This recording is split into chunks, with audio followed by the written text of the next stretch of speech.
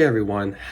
So, for today's topic, let me talk about sort of something about movies that I feel like I kind of want to share. Check that. Anyway, it seems that when we watch a movie, we always like to look at it and see how it relates to us during the time period. And then when we get older, when we want to look back at something we haven't seen since it came out, we just like to be reminded of what we remember from it and such. And for my topic, I kind of want to bring up something that I find to be interesting. We tend to wonder what kind of movies we should give the credit for being outdated because there's a lot of things in movies that can definitely not age well. Whether it's with its visual effects, its jokes, it's what it tries to prove. There's a lot of things that people can debate on for a movie being outdated and something that doesn't hasn't aged well and such. And to me personally, that's kind of a question I like to wonder because I know a lot of great movies that some people consider to not age well. I like to wonder, is that really a criticism we should give for a movie? Should a movie be criticized for having something that hasn't aged well? Like, should we criticize something that has something that seems like it was impressive for the time, but isn't really impressive now, per se? Or, like, should we give criticism to something for kind of trying out methods that aren't really to the top quality that what time period would have? So, yeah, with that said, let me go ahead and just bring that up, sort of talk about what I think about that. Now, there are certain assets to kind of things that can make a movie feel outdated. So, for the first thing I'm going to talk about, that would be with visual effects. Let me go ahead and talk about some of those cases where visual effects in movies seem good at the time, but you probably won't say are top quality nowadays. For one, I will admit, this is going to be hard to put together, but the original Star Wars trilogy, for example. I'm not saying the effects aren't good anymore. I'm definitely not saying that. But you can definitely see where they sort of look different than how it would have been made today. I mean, hell, with the newer Star Wars movies out, you can see how Star Wars would look if it was made today. It would be mostly CGI and more green screen moments to work well. It wouldn't rely on too much of that trying to put in, which I guess in some ways sucks. But anyway, the thing with Star Wars movies is that the visual effects were obviously done in a way that didn't have CGI because obviously CGI was not a tool for movies back then. So every Star Wars film was made using small sets, real life locations, and kind of trying to put in own little practical effects, which is essentially kind of inserting stuff not that isn't computer animated. Supposedly, that's what practical effects are, and that's what makes them so popular. That's what makes people wish we see them more in movies because they look realer. Like you don't have to, they don't feel as lazy. Like it actually convinces you, supposedly. So, yeah, I think that's what makes practical effects so good. I think that's what makes the OG Star Wars movies work great for mostly using practical effects because I feel like the both of the other Star Wars trilogies, the prequels and sequels, relied a lot on just using the CGI that they have and not caring too much about what they did do with the OG trilogy and rather just focus on what's easier to get done. I mean, a lot of movies do that. But here's the thing. Do any of the effects in the original Star Wars movies not age well? Like, was there any bit where the effects weren't convincing?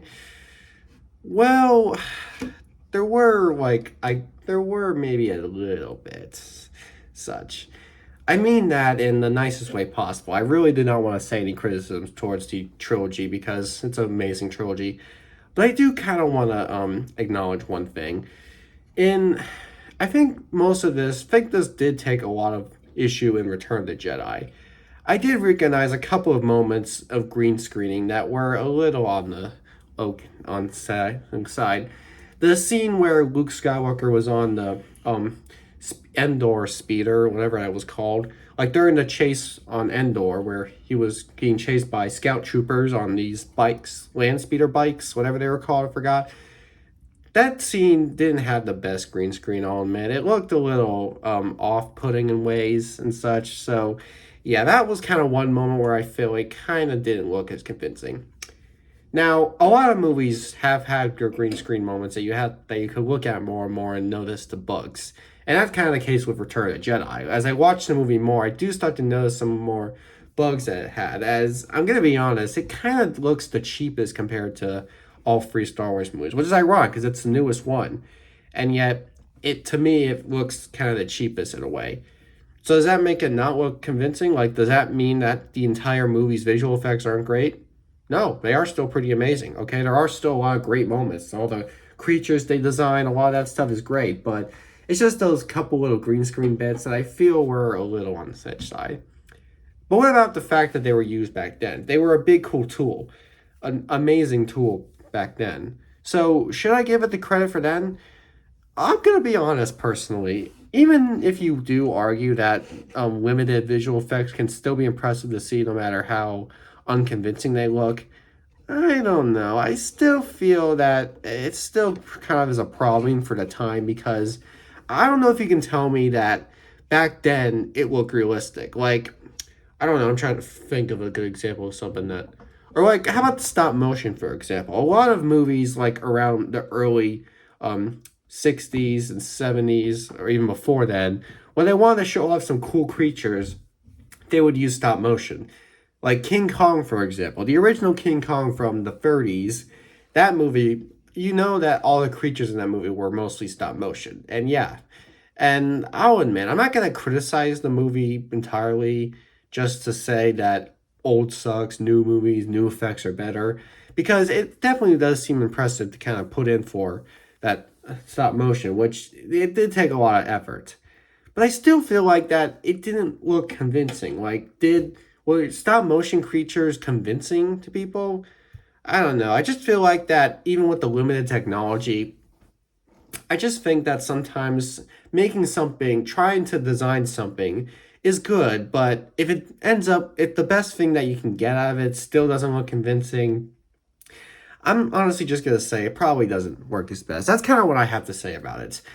A lot of movies that have poor visual effects, but can be excused because those were pretty much the best they could use, is fine. But if they don't look convincing, then I'm just gonna be honest. I still don't know if I can really give it the credit because even though they are expensive and really creative use, like takes a lot of time and effort, if it ends up not looking convincing or like not looking clean per se, like then I honestly just don't know if I can really say that I that it looks good at all because because like while the users of visual effects can change, how convincing something looks I doubt did. I feel like even in the 80s we can notice how fake something can look.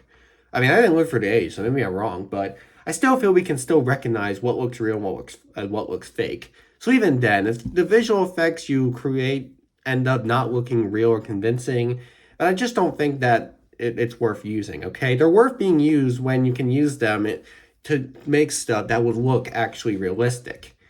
So, and that's just kind of what I think. Now, in terms of visuals in animation, like fully animated stuff, now that's something that's different because fully animated. So it doesn't matter how convincing something looks if the whole thing's just going to be animated because animation equals is all about being not non convincing. But in terms of that quality, still, it does that part. I will admit, I do kind of look at differently when it comes to a movie being entirely animated or like entirely filmed with a method. Then I think that case it really just matters of how it looks for the time. Like compare what else came out around that time per se. I kind of mean that because let's say back in when Toy Story first came out, the very first full movie to be fully CG animated. Nowadays you would want to compare it to other CG anime movies and see it as sort of a starter pack. When compared to those movies, it probably doesn't look the best. But to me, I don't really feel like comparing it to those movies is really fair. I feel like when comparing animated movies to how they're animated, is to just compare them to what else came out at the time. That's honestly what I would do. When it comes to just being fully animated, I don't really care about how convincing it looks because It's not supposed to be convincing if it's just entirely animated. I just care about what else came out around that time period and how it looks compared to that. Like how the animation is compared to how other animated movies looked. Like what were some of the other cool looking animated films? Just so you can see sort of where it falls in the category, whether it looks entirely below unrealistic, not unreal. I'm trying to word it right. If the animation in comparison looks super awful or just a tad not as good, it just all matters about how comparing it to what else you could see in animated form. And that's kind of what it is, you know? I feel like that's what it is with those kind of things. Between animated movies as well as movies that do have effects that look convincing, when it comes to complaining about the lack of CGI or something like that, it really mostly is just about how what it compares to other films. So I don't know why anybody would criticize a movie for not having enough CGI. I feel like if there's some Gen Z weird people out there who love CGI so much they're gonna hate a movie for not using it, then I'm sorry, Ben. But I don't know why you think that. Either way, when looking at a movie that either isn't supposed to look convincing or does look convincing but isn't as technologically advanced, I mostly would just consider just comparing it to how it was for that time. You know, when it comes to trying to make visual effects look convincing, I do admit that is a priority that every time period needs to look at. But when it comes to just making the effects in the movie and not worrying about how convincing they look and just putting them in for the sake, I really don't care about judging it compared to how beautiful it would look in this time. I rather just care about how well it looks for that time period. That's kind of what it is, you know. Another thing that can be considered outdated or not age well, references. Now, referencing something is a really interesting thing. I remember being when I saw movies as a child, whenever I saw somebody referencing something real, I was all like, "Oh my god, that's real." I'm like no joke. As a child, whenever I saw a movie or show and I saw them acknowledge something that I know really exists, I just get excited. I don't know why. I just think it's fun, you know, seeing a fictional world reference something that really exists. I had interesting times. Anyway, how is it with references? Well, you know, referencing something is not really a big focus. You know, you don't have to do it. But how does it work in terms of being dated? It's all based on what would exist then and what doesn't exist now. You would argue that it's hard to tell what stuff would exist. Well, I think that would mostly have to do with trends, you know? We all know trends. Trends are things that exist for that time, but presumably is something that isn't going to be existing for long or like be popular for long. So it's important to kind of keep in touch with what your focusing's for. Now, honestly, this method I think works fine if it's the idea for the story. If the whole story's focus is on a trend or such, then that's fine because you know it's telling the story. The thing is though, if the only thing is if they're playing a reference off as a joke that we're supposed to get or a certain little line of dialogue that we're supposed to follow, that's kind of where that the problem lies. I think being dated with what you say or what you acknowledge is more based on sort of using it as a quote, you know, as a line place. Using it for a story of something is perfectly fine because you're telling a good story. It can give us the idea of what existed. But using it as a joke or like a hidden message that we're supposed to get is a problem because it was a trend, so we're not gonna get it now. Okay, just trying to hide it or trying to play it off as a side piece isn't really gonna be fun because we're kind of just away from it. You know, like if you're gonna try and make it funny by saying it or such, then it doesn't really work that way.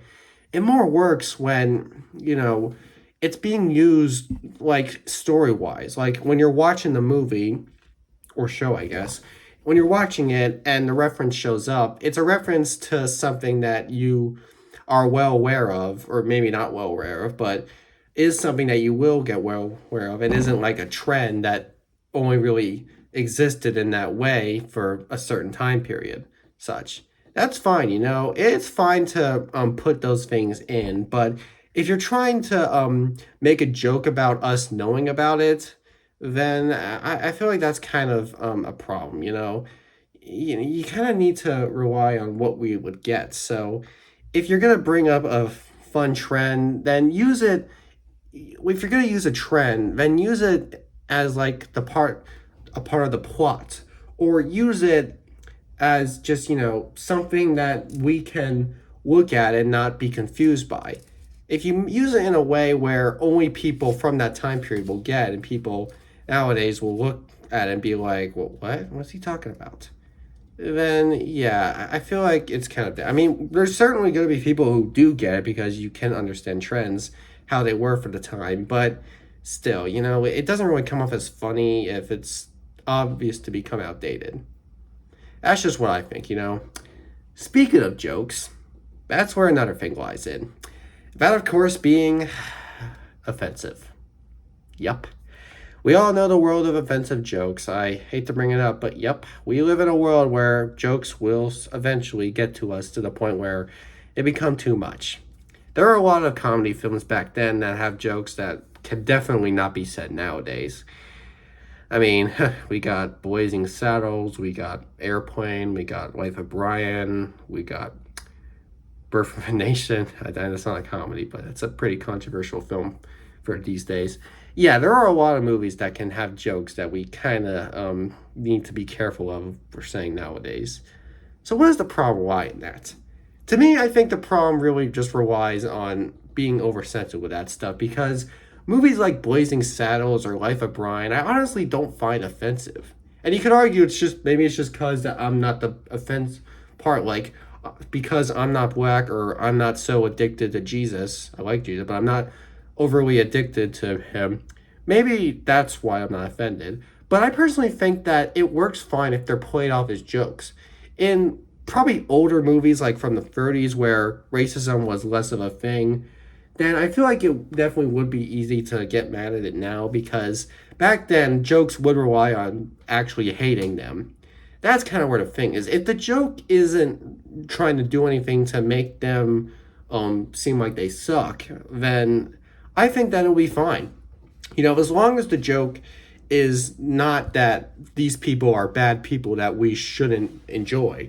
If the joke is just something that involves being totally out of nowhere, just whoa, and not expect that. That's what's funny, not expecting it is something that's funny. And that's what I think makes some of those so-called offensive jokes work. Whether it's saying the N-word, doing blackface, kind of stereotyping, those can work if they're not trying to be used in a way where they would actually hate it. They're used in a way where you just don't see it coming, You're just so starstruck, like, damn, we really went there. Because, like, it's a movie, Like, they're not being serious about it. You're not supposed to take it seriously if it's meant to be a silly joke for a silly movie.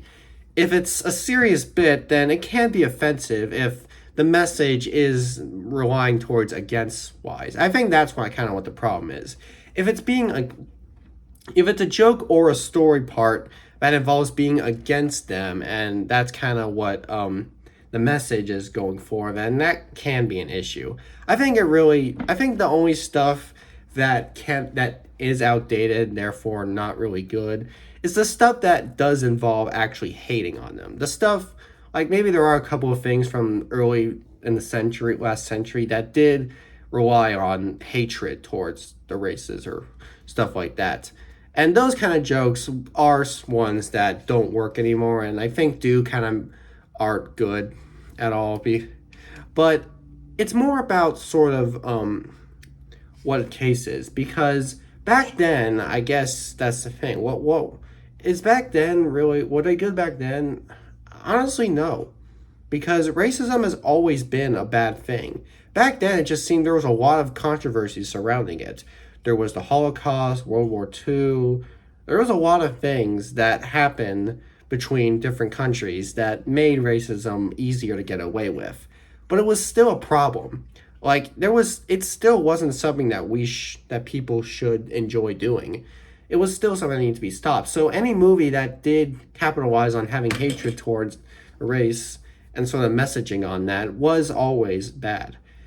Okay, but what about with Disney stuff? Disney definitely has a big history with racism. I mean, with all the controversy surrounding Walt Disney being, I don't know, Nazi or whatever, hearing a lot of stuff about that, but I still don't believe it. But I mean, he's not alive anymore, so I guess I can't have much proof. Anyway, there was a lot of Nazi propaganda in some of the older Disney stuff. Now, was that stuff problematic for the time? Most definitely, yes. Any of those things that were promoting something wrong were always bad, you know? It wasn't something that back then was great to watch. No, if it was something that was actually upset, actually, being criticizing them, then yes, that was bad. Or what about those weird whack little moments, like in Dumbo or Peter Pan, or all those other weird controversial moments in movies? As long as it's a joke, if they're playing it off as moraling on actually hatred, then that is the problem. But if it's just, if it's just used to be a joke, like it's just used to laugh, it's not used to try to show them off as bad people, then that works fine. That's just what I think. When it comes to those kind of jokes that don't age well, it isn't much that they don't age well. It's more that we kind of forget what their purpose was meant to be. We kind of seem to look at them and we seem to focus on them too much. We focus way too much on what it is. We take it too seriously. We take these jokes and we kind of seem to forget that they are just jokes. We seem to kind of treat them like they're a big part of the story when really they're just there to make them laugh. And there's definitely got to be a lot of races that can still admire it as long as it's just there to be a unexpected moment. It's not there to kind of tell them that they suck, they shouldn't enjoy this stuff, but it's just there to give them a good taste. I feel like that's just what it is with things, And yeah, I feel like the only stuff that wouldn't age well, or the only stuff that wasn't even good to begin with, is the case. That's the thing, the stuff that involves hatred or actual racism, that stuff isn't age. It's not that it hasn't aged well. It's just that it still isn't good. It's even worse, I think, is the problem. It was still bad back then. I guess is even worse to look at nowadays. I think that's kind of what some people would mean when they say it hasn't aged well. It just means that it's now even worse than it originally was. Like they're on their belief that that kind of stuff was fine. It was good, but it never was. It was just popular. People were just wrong to get into this stuff. That's just what I think, If you want to correct me on history, then go ahead. But that's just what I think. In general, between all three categories of a movie not aging well, you get what I'm saying. In terms of visual effects, they have to look convincing, whether it was limited technology or not, or when it's just a fully animated movie or something that does look convincing. The only thing that matters is when it came out and how it compares. And in terms of referencing stuff, as long as it's used to make sense and isn't something that only people for the time would get, it's fine. And in terms of making jokes that people would find offensive, as long as they're just there to be jokes and not something that would really try to criticize you, then it's fine. And the stuff that does do that you would say hasn't aged well, is actually just something that was always a problem. And that's my video. I tried to analyze a lot, and I hope I led to something. If I didn't, then I'm just jabbling. You're just seeing me talk, Got really no theme or anything. Just me in my bedroom chatting. You can pay attention to background details. Very little there are, but I just like to share some things, I don't have many visuals to capitalize on it, which would make most videos work, but I don't care. I do what I do.